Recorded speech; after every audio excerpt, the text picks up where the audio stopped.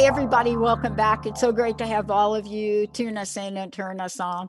Hey, look, I want to just say to everybody, Jonathan Bell is joining me here again today. We're going to give everybody, this is our COVID-19, and I have to call it a good news segment, a good news update. And now, why would I call it a good news update? Here's why.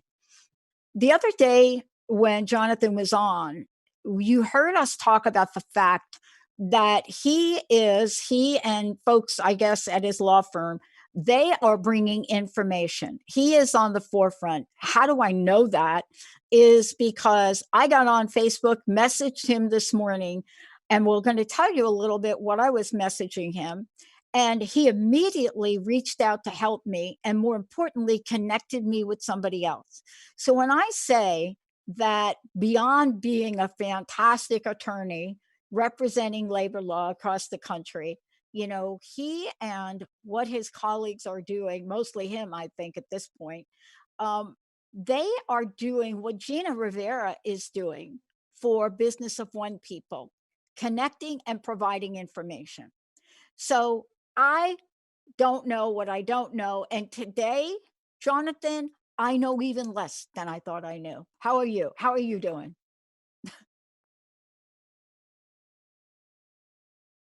Oh, did we lose Jonathan?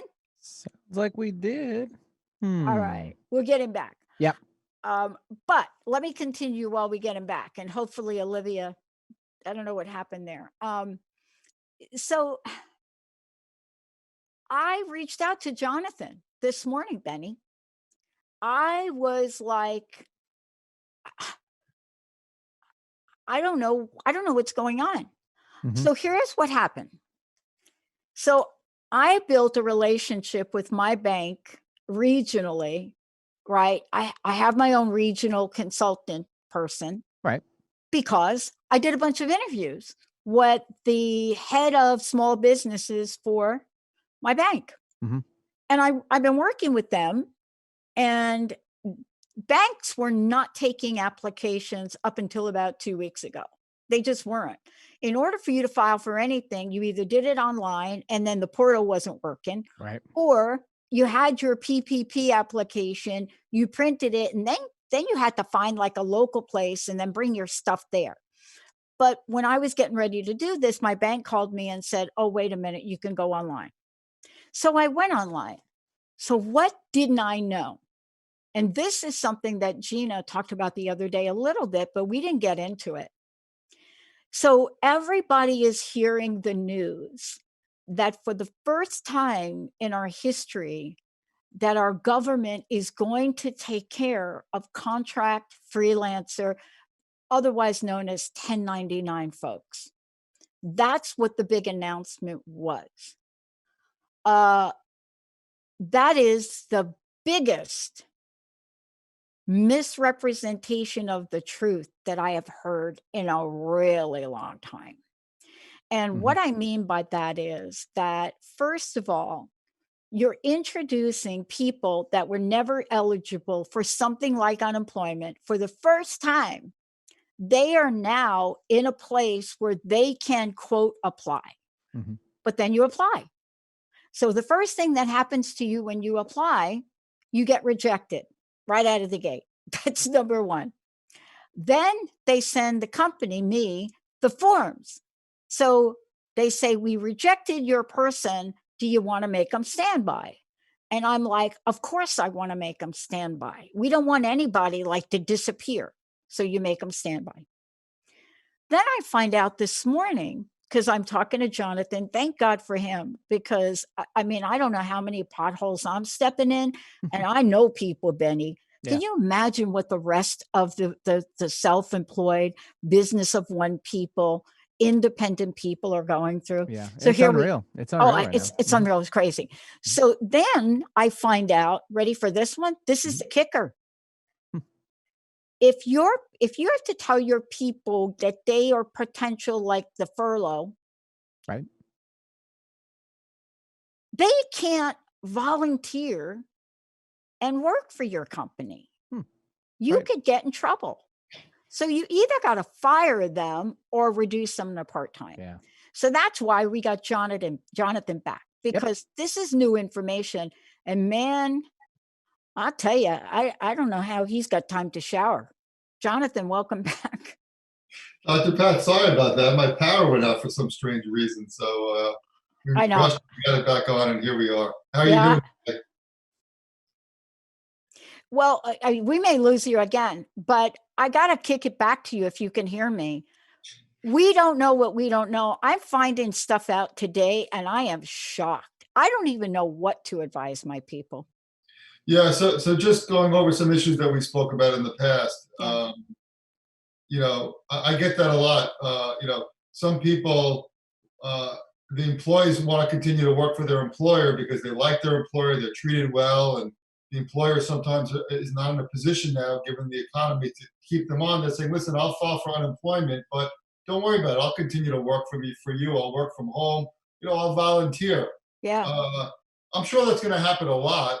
I mean, the problem is, number one, if you have to, the way you get unemployment is you tell them you're either not employed or you're working some type of limited part-time salary and you're getting paid less than a certain amount.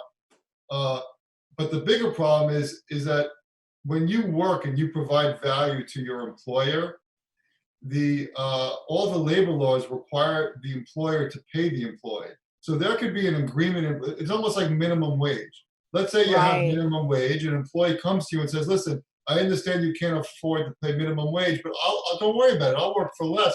We have an agreement. I'll even enter into a contract. Well, guess what? That contract is not binding, because that's why they have something called minimum wage. You can't pay below that amount. So now you're asking them, even if they agree to work for free, they can't work for free. I mean, can they do it? And if they have a close relationship, they'll just look the other way. They can, but you're opening yourself up to liability. Like, for example, in New York, statute of limitations goes back for 6 years. So let's say everything's great right now. You have a good working relationship. Like, don't worry about it. I won't sue you. Just, you give me money when you can.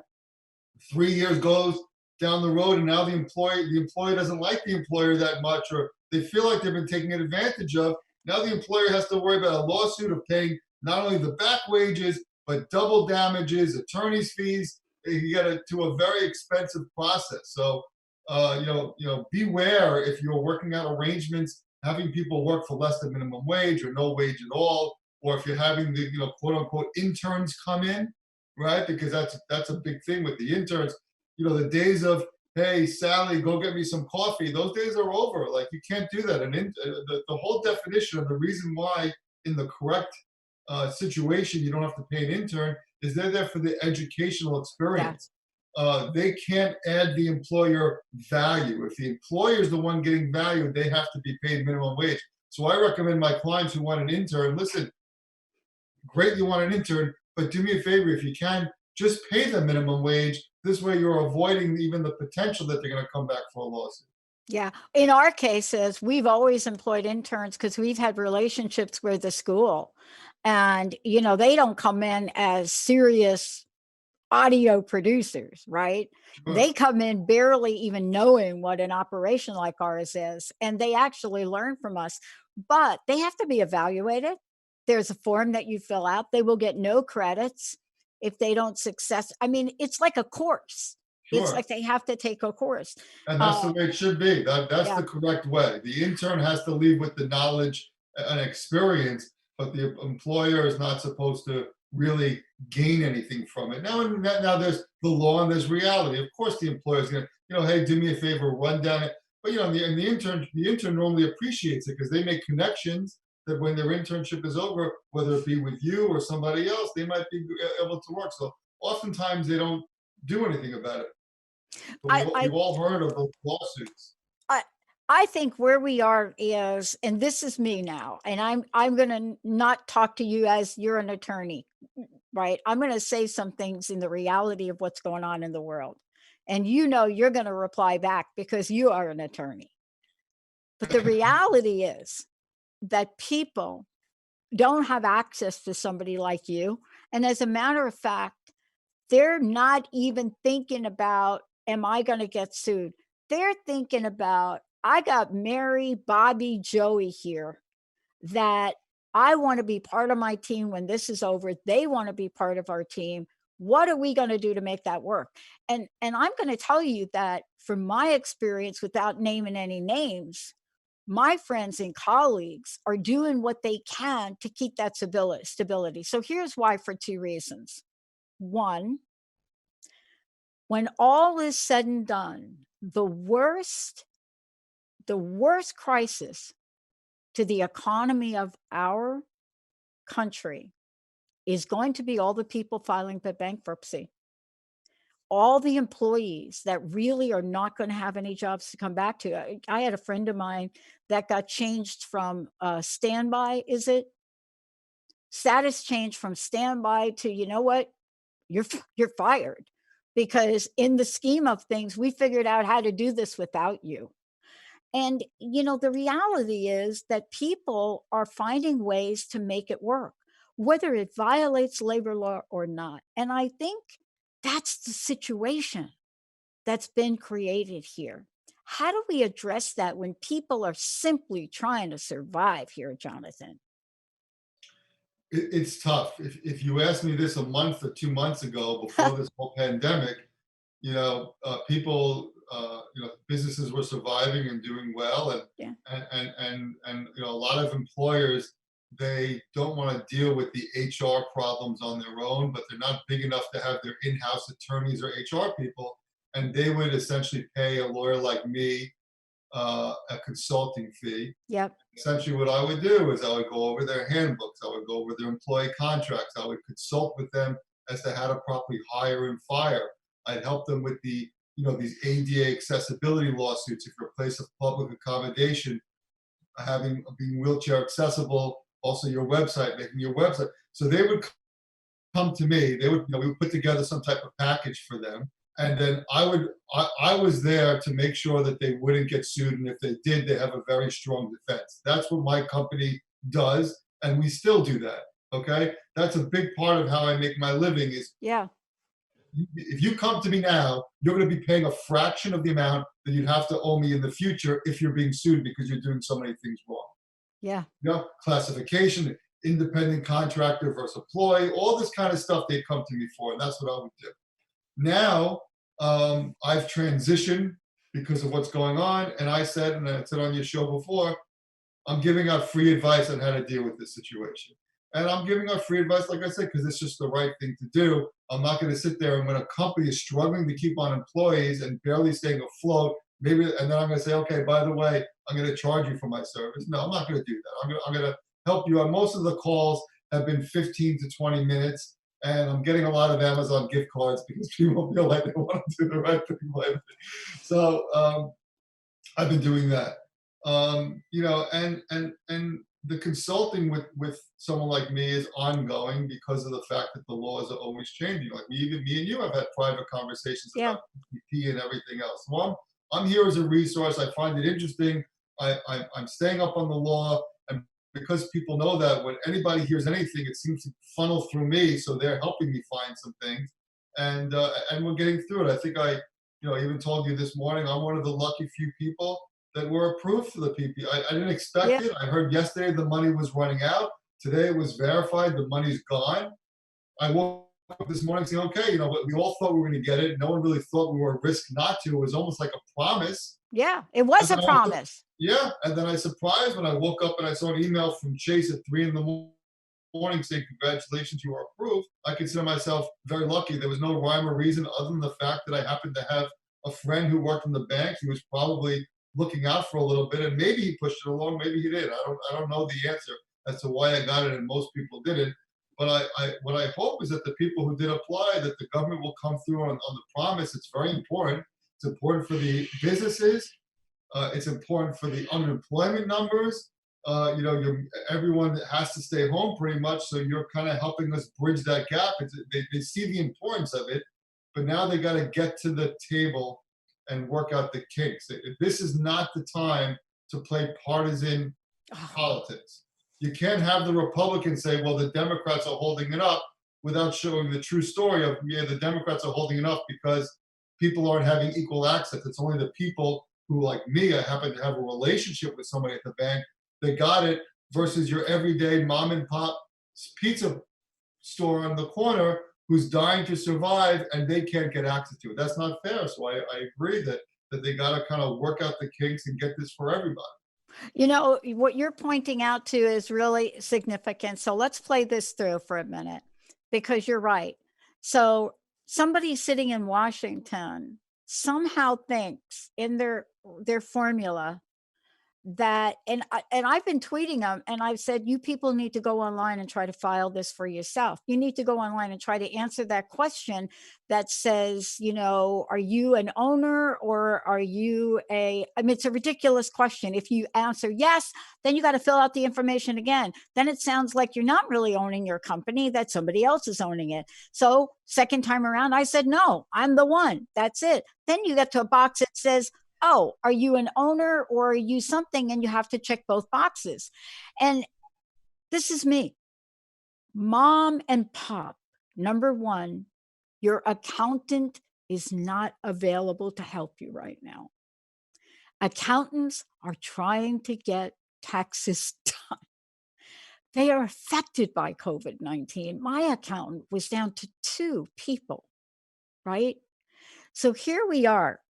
Now, I was told this morning by a friend of mine, so maybe you can comment, that I shouldn't be helping my employees try to figure out what to do. And I looked at him and I said, what are you talking about? He said, Pat, I'm telling you, what you tell your employees, if you give them the wrong advice, you will be in trouble. So he's telling me, you got to tell your employees to go to this website, look it up, find out what you're eligible for, go to this website, look it up. Here's what I'm going to say about you. I have the obligation to tell them that. Here's what I'm going to say. You're reduced now to 5 hours a week. I'm going to say that, right? Whatever that is. But I'm not used to operating like that, Jonathan. I'm used to operating it like helping people. Right. And not worried about if I'm going to violate some labor law or get sued. Yeah, I don't see any lawsuits like that. I'm the type of person too that if I have my staff, to me, I make them feel like it's a family because they are family. The way that I run my business is I feel like I work for them, not that they work for me. And if there's any way that I could help them, I'm going to help them. You're not an attorney. You're not giving legal advice. You're giving what you think is right, and you're being honest. So I would continue to do that. I can't imagine any lawsuit being filed against you because you gave them your opinion on how to do something and you might have been wrong. I just don't see it. I mean, the typical lawsuits, involve, not paying people properly who are working overtime, not giving them time and a half, or some type of, discriminating against someone, sexual harassment. Those are where the cases are.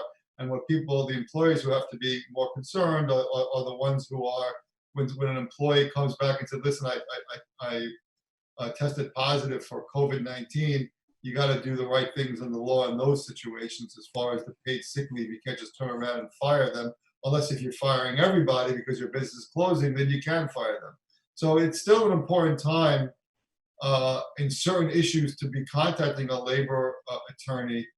And you want to contact someone who knows what they're doing and reading the new laws every day. I mean, that's really the key, because something, and whenever I advise a client, I say, listen, I'm advising you today, and I give them the date. That doesn't mean that things are not going to change tomorrow and the next day. So keep me on speed dial, and if I think of it, I'll try to contact you too if it affects my advice from the day or two before. It's just like these PPP loans. When they first came out, what they were supposed to be, you're just constantly hearing about changes. And first they were saying that even when you apply for the loan, you could consider your rent and utilities and independent contractors. And then it seems to kind of change as things goes on, and then you kind of learn what the truth is. But now, what it is they strictly give you the number based on your payroll. That's it. And then the forgiveness part, you could then pay your rent and utilities as long as it's less than 25% of how you use that money within the 8 weeks time. Well, and let's make sure people have your information, because Jessica and I this morning woke up amidst whatever it is, running out of money, New York Times, all of the news. But we came to a thing we're going to do. But before we do that, how do people find out about you? How do they get access to you? Okay, the best thing is to go on my Facebook page, where I'm constantly putting up new videos about new and changing law. That's my free advice to everybody, for everyone to know. It's a perfect place to start. As far as contacting me, you could always call me on my phone, which is 855 John Bell, JONBELL, or shoot me an email. It's on the website, or through Facebook, how we've been communicating. The great thing about social media is that there's 100 ways, and I check them all. They always come to my phone, and I try to respond to everybody. If I don't respond after a day, hit me up again. I'm not purposely ignoring you. It's just a lot of people are taking advantage of it. I'm glad they are, but I'm only one person. I know. I so appreciate you. Look, I want to ask you one last question. Looking ahead a little bit, I know not a lot, a little. What should people be most mindful of to be on the lookout for? So if you're small business and you're getting frustrated now because they're not even taking applications for these PPP loans, that's the big one in my mind. It is for whether it be for yourself, because you can get money for yourself, up to the average of the 100,000. Like if you make over $100,000 and you're self-employed, you'll get about $20,000 in this loan that could change to a grant. So that's needed money for somebody who's self-employed. So that's what you want to look for. For people who have, I've been getting a lot of calls. John, I've been trying to file for unemployment, trying. What should I do? My answer is keep trying. Just patience and persistence, and eventually you'll get through, and eventually you'll get the money. That's as much as I could say for the people who are now unemployed. And ultimately, I think that things will get better, and things will have to get better. Just keep motivated, keep being positive, and focus on the fact that this is just one small chapter of an entire life, and everybody's in the same boat as you. So when you're scared and you can't pay your mortgage or your rent or your car, everybody's feeling that pain. So in that group together, when you come together, you realize that you're not the only one, and you find some strength in that. Absolutely. Thank you, Jonathan. We'll be hearing more from you. Thank you for the update. And again, thank you for all you're doing. Terrific. Thanks for having me on. And for those of you out there, Jessica and I did come up with an initiative. We're literally going to fast track our crowdfunding effort that we were going to do anyway for our technology. So we are going to pull out all the stops on what we can offer to people and how you can support us. Thank you all very much. We'll see you next time.